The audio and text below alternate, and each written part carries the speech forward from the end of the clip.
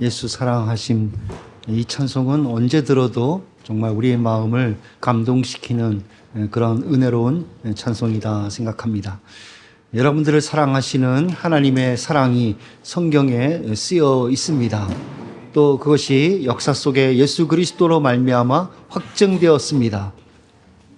또한 성령으로 하나님께서 그 복음의 말씀을 사랑한다라고 여러분들 양심 속에, 영혼의 그 속에 하나님께서 기록하여 놓으셨습니다.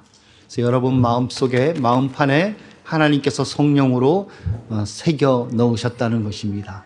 이 사실을 기억하시고 하나님 사랑하기를 더하시는 여러분들이 되시기를 축원합니다.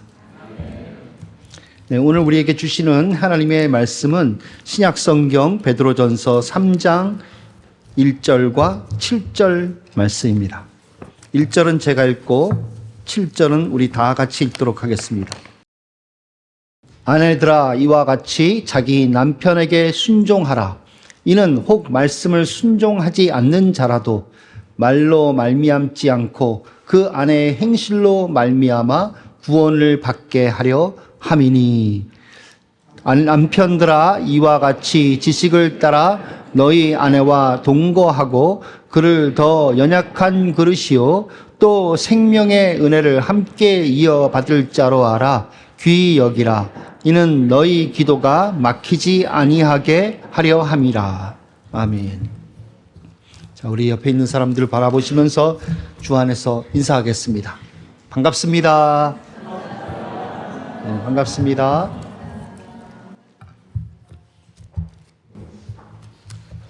자, 오늘 말씀의 제목을 우리 다 같이 한번 읽어보겠습니다. 시작.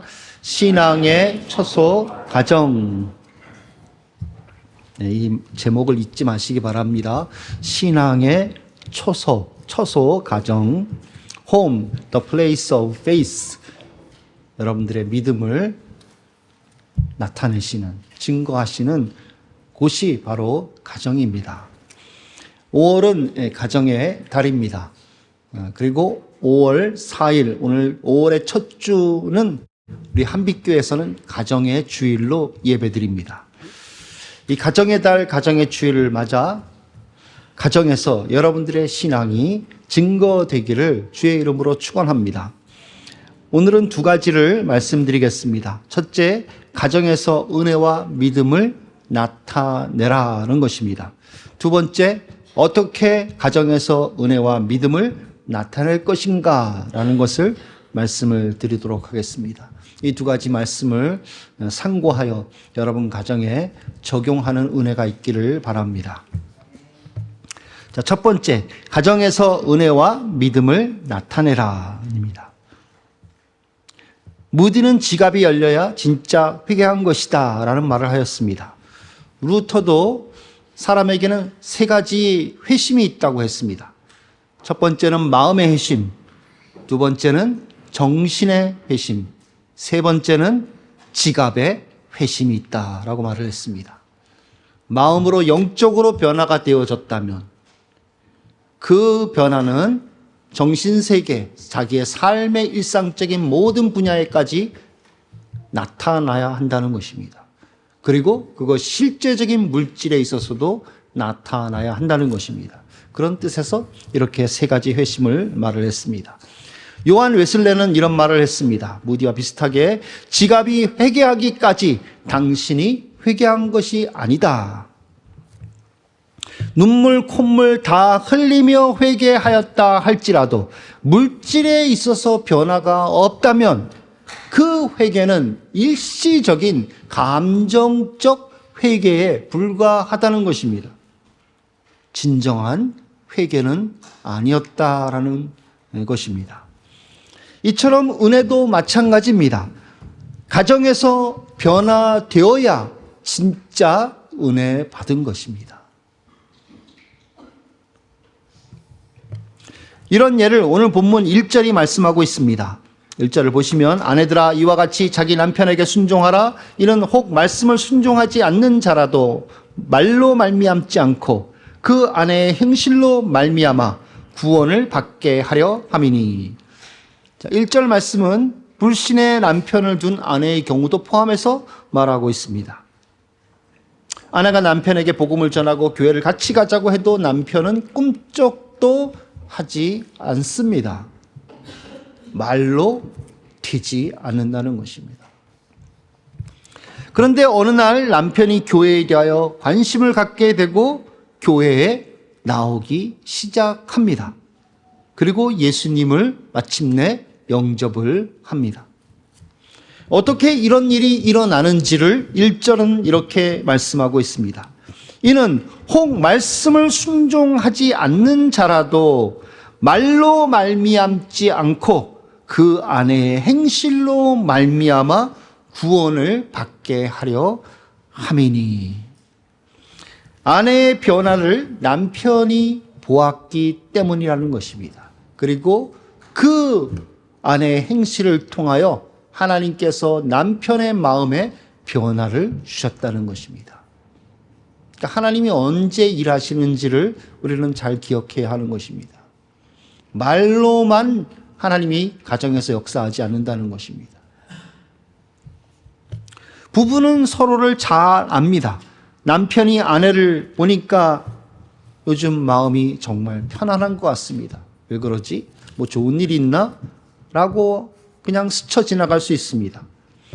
보통 때 같으면 짜증을 낼 수도 있는데 그냥 넘어갑니다. 자신을 바라보는 눈빛도 사납지 않고 온화합니다. 이상하다라는 생각을 하면서 또 넘겨버립니다. 그런데 이런 아내의 모습이 계속되어지는 것입니다. 아내로부터 부정적인 것보다는 긍정적인 에너지를 느끼게 됩니다.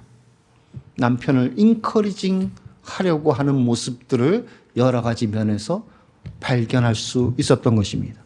이유를 알고 보니 교인들과 말씀을 묵상하며 쉐어링하는 모임에 나가고 있었던 것입니다. 교회 모임에 나가더니 달라졌구나. 남편이 직감하게 되는 것입니다. 이런 아내의 행실은 계속 생각이 나게 됩니다. 그리고 교회에 관심을 갖게 됩니다. 영적인 것에 끌리는 상황이 되어진다는 것입니다.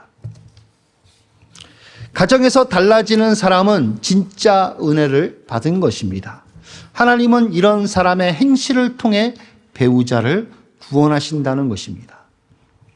자, 우선순위를 생각해 보면 아내가 먼저 집중한 것은 남편이 아닙니다. 남편의 구원도 아닙니다. 아내가 먼저 집중한 것은 말씀의 은혜입니다. 그리고 자기 자신이었습니다. 은혜를 받으니까 가정에서 자신의 모습을 자각하게 된 것이고 가정에서부터 자신을 영적으로 치장하게 된 것입니다. 2절 이하부터 계속해서 나오듯이 마치 얼굴을 아름답게 여자가 치장하듯이 자신의 영적인 상태를 바꾼 것입니다. 이것이 남편을 바라보는 눈빛과 말과 태도와 분위기에서 은연중 나타나게 되었던 것입니다. 자신은 모를지 몰라도 남편은 그것을 읽었던 것입니다. 그리고 하나님은 바로 그것을 사용하신 것입니다. 그러니까 우선이 은혜와 자기 자신의 영적 회복입니다. 이것을 구하고 찾고 두드리라라는 것입니다. 그러면 가족의 구원을 하나님께서 이루어 주신다는 것입니다. 주 예수를 믿으라. 그리하면 너와 내 집이 구원을 받으리라. 이 말씀이 여러분들의 가정에 이루어지기를 주의 이름으로 축원합니다. 주 예수를 믿으라 라는 말씀은 복음을 믿고 사는 것으로 끝나는 말씀이 아닙니다. 가정에서 예수님을 잘 믿으라는 그 의미를 담고 있습니다. 가정에서 예수님을 잘 믿으면 그 은혜가 부모에게, 남편에게, 아내에게, 자식에게, 주변 친척에게 끼쳐지게 된다는 것입니다. 영적인 끌림을 그들이 갖게 된다는 것입니다. 왜냐하면 하나님께서 역사하시기 때문입니다. 이런 영적인 끌림은 마침내 구원으로 이루어지게 된다는 것입니다. 기독교 운동가였으며 독립운동가였던 함석헌 선생과 김교신 선생에게 큰 영향력을 주었던 우찌무라 간조라는 신학자이자 목회자가 있습니다. 그분이 이런 얘기를 했어요. 가정이란 나의 평안을 얻는 곳이 아니라 평안을 주어야 하는 곳이다. 행복을 채굴하는 곳이 아니라 행복을 저축하는 곳이라는 것을 알고 실행하는 사람만이 행복한 가정을 이룰 수 있다. 가정에서 나의 행복, 가정에서 나의 평안, 이것을 얻으려고만 하지 말고 그 평안을 주어야 하는 곳이며 또 그 행복을 그곳에 저축하는 곳이다 라고 거꾸로 생각하라는 것입니다. 그런 사람만이 평안을 그리고 행복을 이룰 수 있다는 것입니다. 그렇습니다. 가정은 받은 은혜를 삶으로 증거하는 곳입니다. 하나님의 살아계심을 증거하는 곳입니다. 내가 믿는 바를 나타내는 곳이 가정입니다. 신앙생활은 교회에서, 내 사생활은 가정에서 라고 생각하고 계신다면 그 생각을 빨리 바꾸시기 바랍니다. 이것은 가정에서 하나님의 간섭을 거부하는 것과 같은 의미입니다. 무관심하고 배척한다면 하나님의 역사는 일어나지 않을 것입니다. 예수님도 무관심하고 배척하는 곳에서 많은 기적을 일으키지 않으셨습니다. 예수님을 환영하고 예수님을 기대하고 예수님이 행하실 것을 바라보는 그곳에서 예수님은 많은 기적과 이적을 행하셨던 것입니다. 하나님은 사모하고 기대하는 곳에서 역사하십니다. 여러분 가정에서 무관심하고 여러분 가정에서 나의 사생활만을 원하고 나의 평안만을 원한다면 하나님은 그곳에서 역사하지 않으실 것입니다. 가정에서 말씀의 은혜가 증거되기를 바라며 또 순종하고 실천하면 그러한 가정에서 하나님께서 역사를 하신다는 것입니다. 여러분의 가정은 신앙의 초소입니다. 주의 은혜가 나타나야 되는 곳입니다. 배우자나 가족의 구원은 내가 구원하는 것이 아닙니다. 복음을 아무리 잘 설명한다 해도 안 믿을 사람은 안 믿습니다. 복음을 가장 잘 설명할 수 있는 사람 바울이 아니겠습니까? 사도 바울만큼 복음을 잘 알며 복음을 설명할 만한 사람이 어디 있겠습니까? 바울이 복음을 벨리스 총독에게 설명했는데 벨리스가 믿었습니까? 벨리스는 돈에만 관심이 있었습니다. 그래서 바울을 부르는 거예요. 갔다가 또 와라. 또 부르고 또 부르고.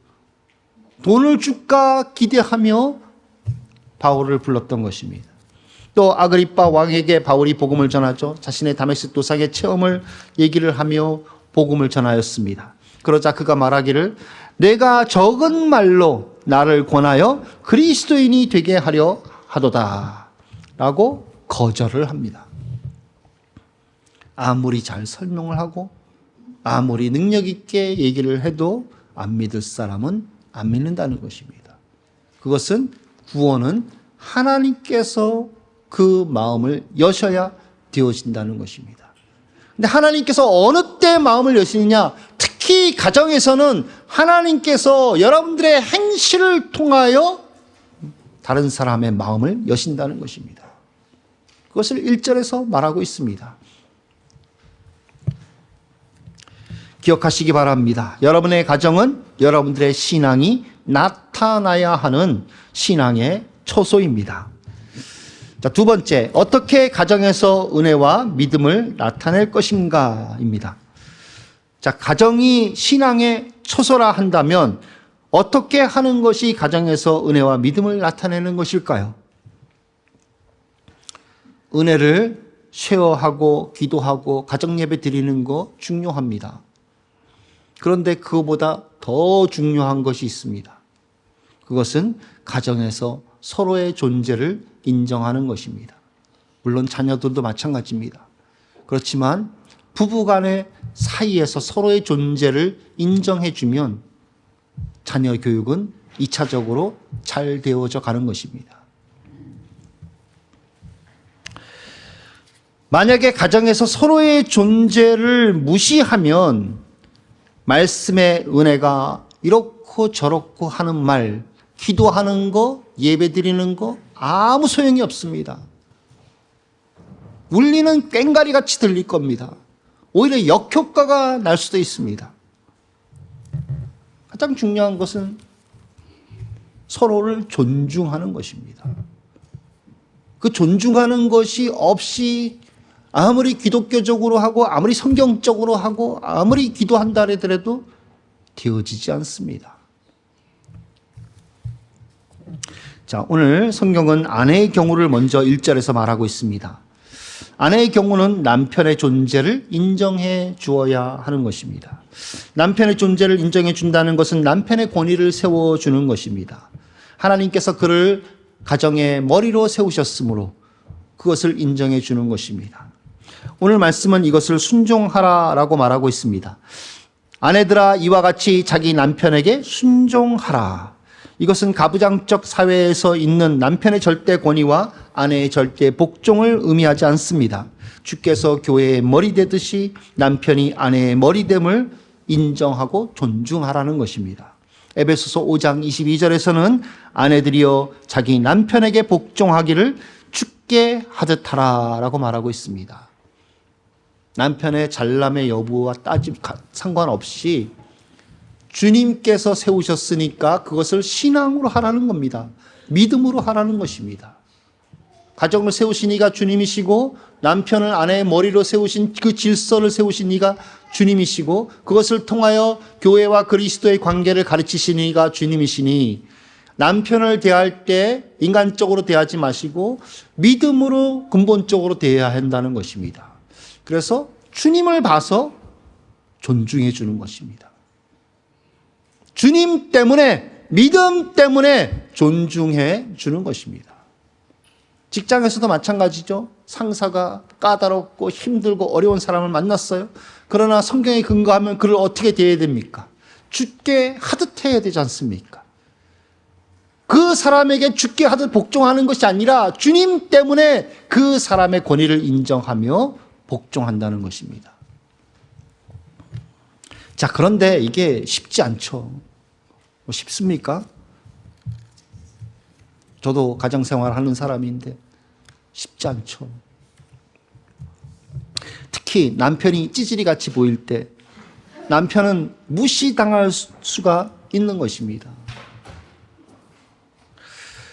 왜 그렇습니까? 이것은 일반적인 심리에 의해서 그래요. 여자들 속에 내재되어 있는 심리가 바로 그겁니다.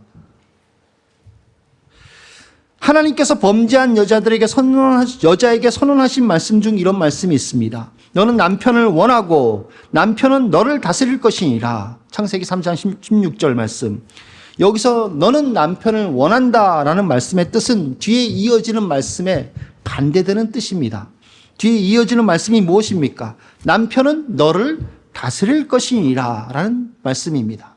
이것과 반대되는 의미가 너는 남편을 원한다는 것입니다. 뭐예요? 서로 지배하려고 한다는 것입니다. 근데 방법이 달라요. 여자들은 남자들을 컨트롤하려고 그래요. 그 방법이 다릅니다. 그렇지만 오히려 남자가 여자를 다스리게 된다는 것입니다. 그렇게 권위의 차이를 두셨고 또 그렇게 되어진다는 것입니다.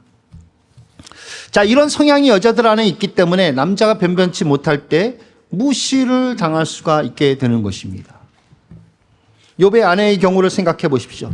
욥이 잘 살 때는 하나도 문제가 되지 않았습니다.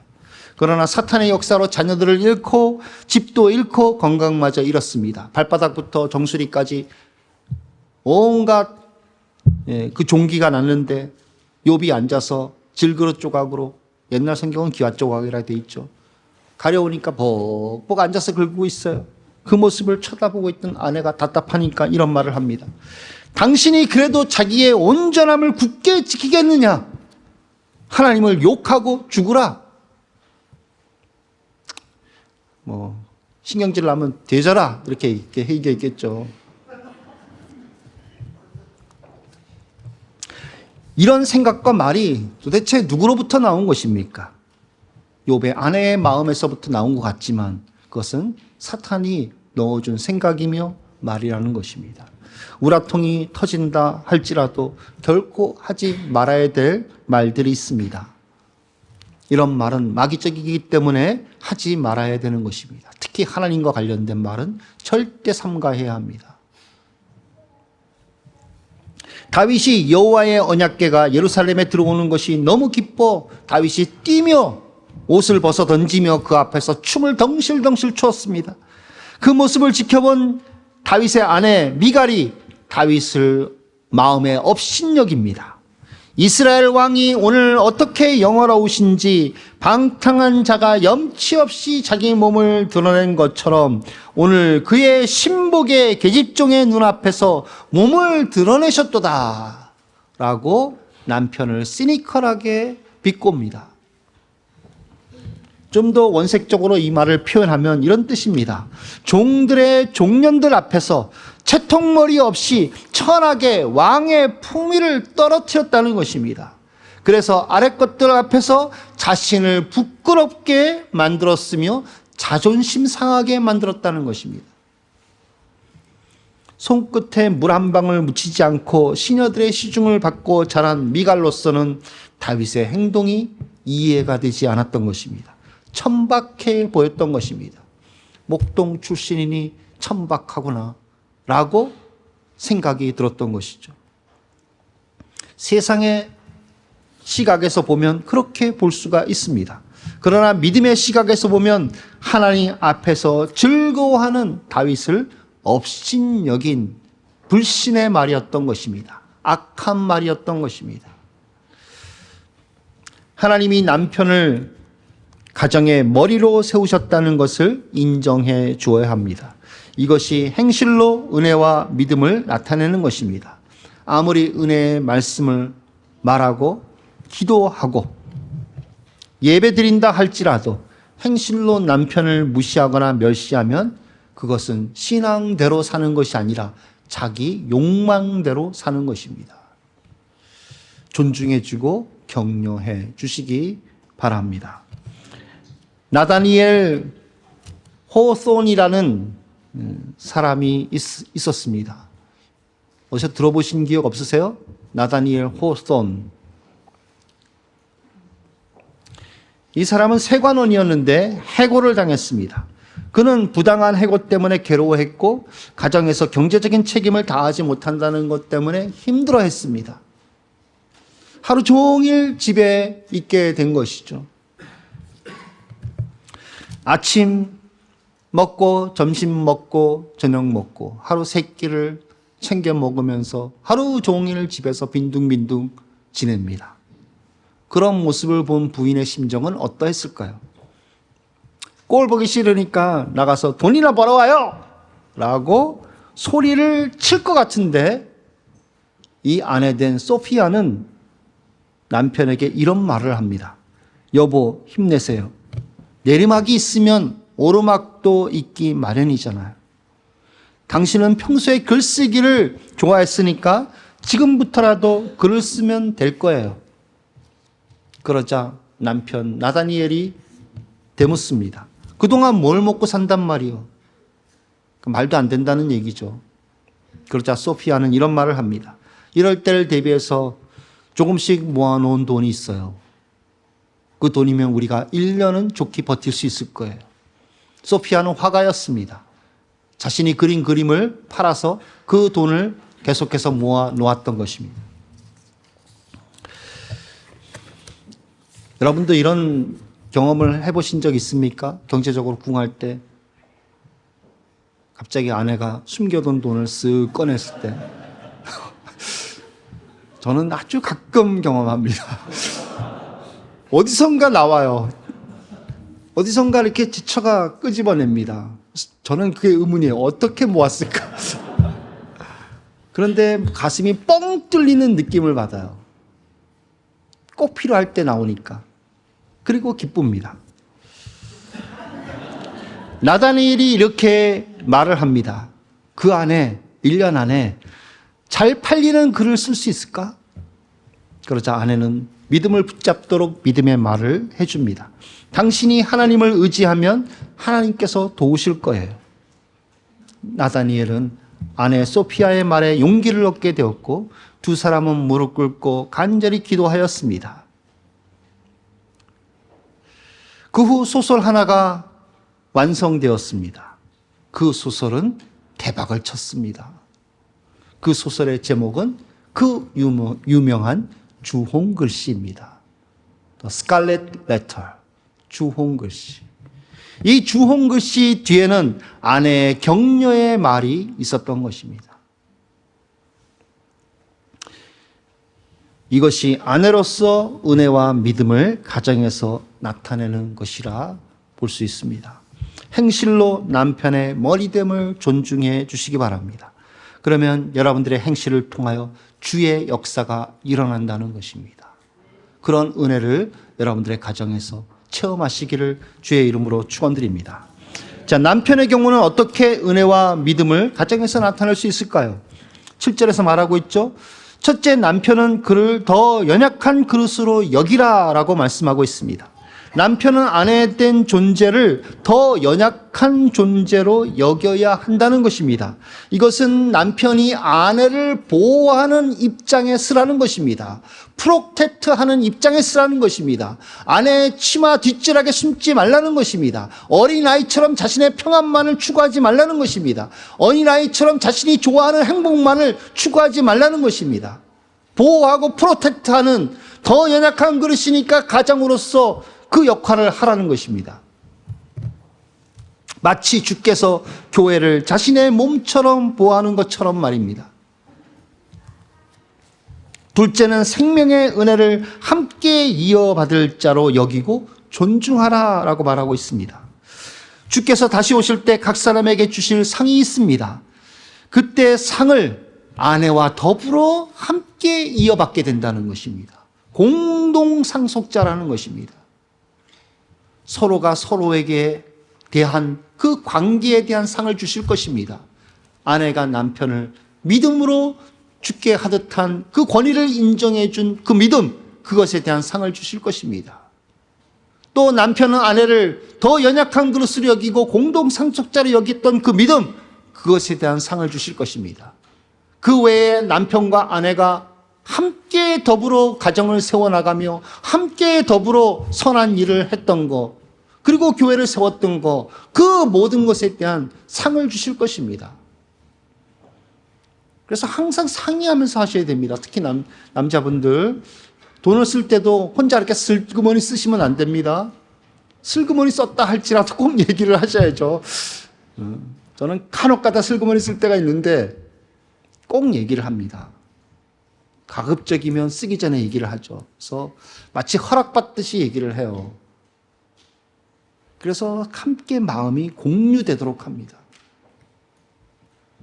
선한 일에 쓰려면 그것을 항상 마음을 함께 해야 됩니다. 헌금을 하는 것도 내가 혼자 헌금하는 것이 아닙니다. 항상 마음과 마음으로 서로를 쉐어해서 디스커션해서 헌금을 하는 것입니다. 봉사도 마찬가지죠. 이렇게 상의하고 함께 마음을 써서 함께 믿음으로 선한 일을 한 모든 것에 대하여 주께서 상을 베풀어 주신다는 것입니다. 그래서 공동 상속자가 되는 것입니다. 이것을 생각할 때 존중하는 태도를 보이라는 것입니다. 귀히 여기라 라는 말씀을 성경은 하고 있죠. 귀히 여기라 라는 말씀은 존중하라는 것입니다. 영어로 얘기하면 언어를 보이라는 것입니다. 아내에게 언어를 보이라는 것입니다. 티메라고 되어 있습니다. 원어로는 티메, 이게 영어로 번역하면 언어입니다. 존중해 주는 거죠. 만약 그렇게 하지 않는다면 남편의 기도가 막힌다는 것을 경고하고 있습니다. 이는 너희 기도가 막히지 아니하게 하려 함이라. 교회에서는 신앙생활을 잘 하는 것처럼 보이지만 집에서는 아내를 전혀 보호하지 않는 그 태도를 갖고 있습니다. 너는 너고 나는 나다라는 식으로 싸우고 따집니다. 이렇게 되면 기도가 막힌다는 것입니다. 생명의 은혜를 이어받을 공동 상속자인데 무시하고 존중하지 않는다면 기도를 듣지 않으신다는 것입니다. 하늘문을 닫아버리신다는 것입니다.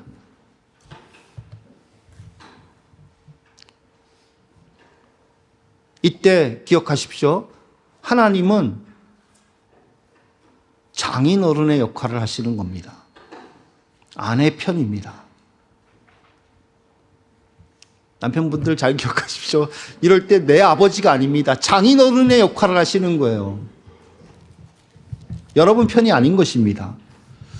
하늘문을 닫아버린다는 것은 은혜를 받지 못한다는 것입니다. 은혜를 받지 못하면 어떻게 됩니까? 공고해지는 것입니다. 괴로워지는 것입니다. 힘들어지는 것입니다. 메말라지는 것입니다. 아주 쥐어짜는 것처럼 삶이 괴롭습니다. 지긋지긋해지는 것입니다. 그런 삶을 계속 이어가겠습니까? 하루만 해도 아주 괴로워 못 견딜 정도죠. 그러니까 어떻게 해야 됩니까? 빨리 화해를 하셔야 되는 겁니다. 빨리 화해를 하셔야 돼요. 아침에 일이 터졌으면 점심에 화해하시고, 점심에 일이 터졌으면 잠자지 마시고 잠자기 전에 해결해야 하는 것입니다. 그래야 마음이 편안해지는 것입니다. 하늘문이 다시 열리게 되는 것입니다. 아내의 보호자로 다시 서야 하고 아내를 공동상속자로 여기고 존중하시기를 다시 한번 말씀드립니다. 미국의 선교사 사무엘 무어 선교사가 황해도 평산 감바이골에서 교회를 섬기고 있었습니다. 그때 그 교회에서 남녀 간에 결정한 한 결정을 이렇게 기록하고 있습니다. 시골 풍속은 부인들이 밥을 먹을 때는 방에 앉아서 편히 먹지 못하고 부엌에서 흙상에 놓고 먹어야 했고, 남편은 아내에게 항상 낮춤말을 하고 아내는 항상 남편에게 높임말로 대답하였다는 것을 당연한 줄 알았다. 믿기 전에는 이렇게 살았어도 성경의 뜻을 알게 되었으므로 동네 사람들이 흉을 볼지라도 이 두 가지를 버리고 밥을 먹을 때 남편과 같이 편안히 앉아서 먹자고 제안하였고 결정하였다. 사무엘 무어 선교사님은 이 결정을 교인들이 모여있는 자리에 말해 주었습니다. 그리고 참석한 부인들에게 이렇게 물었습니다. 이렇게 하는 것에 대하여 찬성하십니까? 물으니까 아무도 대답을 하지 않더랍니다. 그래서 사무엘 무어 선교사님이 다시 물었습니다. 그렇게 되기를 원치 않습니까? 라고 물었더니 그 중에 회중 중에 한 여인이 대답하기를 너무 기뻐서 대답하지 못한 겁니다. 그렇게 얘기를 하더래요. 실제로 남자들은 이 무어 선교사의 제안대로 아내에게 존댓말을 하기 시작했고, 이 변화에 아내들은 기뻐했고 부부간의 금실은 더욱 돈독해졌다고 합니다. 어떤 남편은 아내에게 존댓말을 하다가 시어머니에게 걸렸어요. 시어머니가 그것을 못하도록 말렸습니다. 절대 안 된다. 내 눈에 흙이 들어가기 전까지는 절대 아내에게 존댓말 할 수 없다 라고 그렇게 아주 강하게 막으신 거예요. 그래서 존댓말을 못하고 있다가 분가를 하게 되었습니다. 분가를 하고 나서부터 이 남편이 아내에게 다시 존댓말을 쓰기 시작했다고 합니다. 오늘날로 보면 뭐 작은 일이죠. 그러나 조선시대 그 당시에는 엄청난 일이었던 것입니다. 성경의 말씀을 따라 아내를 존중히 여기는 그런 순종이었던 것입니다. 5월 가정의 달을 맞이하여 그리고 가정의 주일을 맞이하여 말의 행실부터 믿음으로 말하는 그러한 시작이 여러분들에게 있기를 주의 이름으로 축원합니다. 자, 말씀을 맺겠습니다. 가정은 신앙의 초소입니다.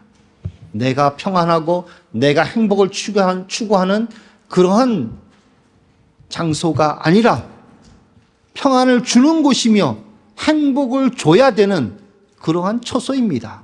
받은 은혜를 나타내며 나의 믿는 말을 증거해야 하는 처소인 것입니다. 그럴 때 하나님께서 구원의 역사를 이루신다는 것입니다. 다른 무엇보다도 제일 가정에서 중요한 것은 서로를 존중하라는 것입니다. 불신자건 교회를 다니건 간에 존중해 주라는 것입니다. 예배 안 드려도 돼요. 말씀 안 나눠도 돼요. 남편한테 가서 설교 말씀 들은 거 가서 얘기 안 해도 돼요. 존중해 주면 됩니다.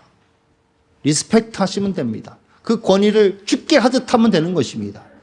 그러면 주께서 그 마음 가운데 역사하신다는 것입니다. 어떻게 은혜와 행실을 나타낼까요? 서로 가족의 존재를 인정해 주는 것입니다. 아내는 남편의 권위를 주께 존중해 주는 것이며 남편은 아내를 공동 상속자로 알아 보호와 존중을 행실로 나타내는 것입니다. 가정의 주일을 맞아 말씀으로 새롭게 변화되어 가정마다 하늘문이 열리며 생명의 은혜가 쏟아지기를 주의 이름으로 축원드립니다. 기도하겠습니다.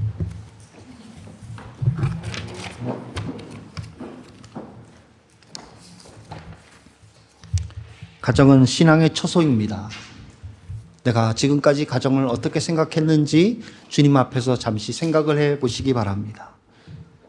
나의 평안만을 위한 곳으로 생각하지 않았나? 나의 행복만을 위한 그러한 그 행복을 얻는 곳으로 생각하지 않았는가? 내가 받은 은혜를 가정에게 나타내게 도와주옵소서. 내 믿음을 가정에 나타낼 수 있도록 도와주옵소서. 가정에 평안을 끼칠 수 있도록 도와주시옵소서. 그래서 하나님 역사하여 주시고 구원의 역사를 이루어 주시옵소서. 가족의 서로의 존재를 인정하게 도와주옵소서. 남편은 아내의 권위를 주께 하듯 존중해 주며 남편은 아내를 공동 상속자로 알아 보호와 존중을 행실로 나타내는 그러한 가정이 되게 하여 주옵소서. 우리 자기 자신의 가정을 놓고 함께 합심으로 기도하도록 하겠습니다. 하나님 아버지 은혜를 감사합니다. 오늘 가정의 주일을 맞이하여 하나님 아버지 주의 이 말씀을 따라 다시 한번 우리 가정을 생각해 보게 됩니다. 하나님 아버지 우리가 이 가정 속에서 신앙생활을 하는 것을 우리가 등한시했음을 고백합니다. 가정을 우리 신앙의 바운더리 속에서 하나님 약하게 하나님 취급했던 것을 고백합니다. 하나님 아버지 이제는 신앙의 처소임을 기억하며 우리의 믿는 바를 나타내며 우리의 은혜 받은 것을 나타내며 삶 속에서 은혜를 끼치며 행복을 끼칠 수 있는 그런 처소로 생각하게 도와주시옵소서. 하나님 아버지 아내를 공동 상속자로 알아 하나님 아버지 귀히 존중할 수 있도록 도와주시옵소서. 그런 말미암아 하나님의 역사가 나타나게 하여 주시고 또 아내는 남편을 권위를 존중하여 하나님의 놀라운 생명의 역사가 나타나는 가정이 되게 하여 주옵소서. 하늘문을 활짝 여시고 우리 한빛교에 속한 가정마다 은혜의 단비를 부어주시며 행복이 넘쳐나게 하여 주시고 사탄 마귀의 역사로 시험에 드는 가정이 없도록 하나님 지켜주시고 하나님 보호하여 주시고 하나님 회복의 역사를 허락하여 주시며 하나님 다시 말씀이 왕노릇하는 주여 믿음의 가정 되도록 역사하여 주시옵소서. 하나님 아버지 치유와 또 주님의 생명의 역사가 우리 한빛교에 속한 가정마다 나타나게 하여 주옵소서. 하나님 아버지 오늘 말씀을 우리가 듣고 우리 가정에서 하나님의 은혜의 역사가 나타나기를 원합니다. 이제 가정이 신앙의 처소임을 분명히 생각하며 우리의 받은 은혜를 나타나게 도와주시고 믿음을 증거할 수 있도록 도와주시옵소서. 하나님 그럴 때 역사하여 주시고 또 놀라운 생명의 역사를 이루어 주시옵소서. 서로 존재됨을 인정하게 하여 주옵소서. 아내는 남편의 권위를 인정하며 남편은 아내를 공동 상속자로 알고 더 연약한 그릇으로 알고 귀히 여기며 존중을 나타내도록 도와주시옵소서. 그럴 때 우리 한빛교회 가정마다 하늘문이 열리며 또 은혜의 단비가 쏟아지는 역사를 허락하여 주시옵소서. 가정마다 상처받은 것 치료하여 주시고 가정마다 회복의 역사를 허락하여 주시고 은혜의 강물이 넘쳐나도록 역사하여 주시옵소서. 예수님의 이름으로 기도드리옵나이다. 아멘.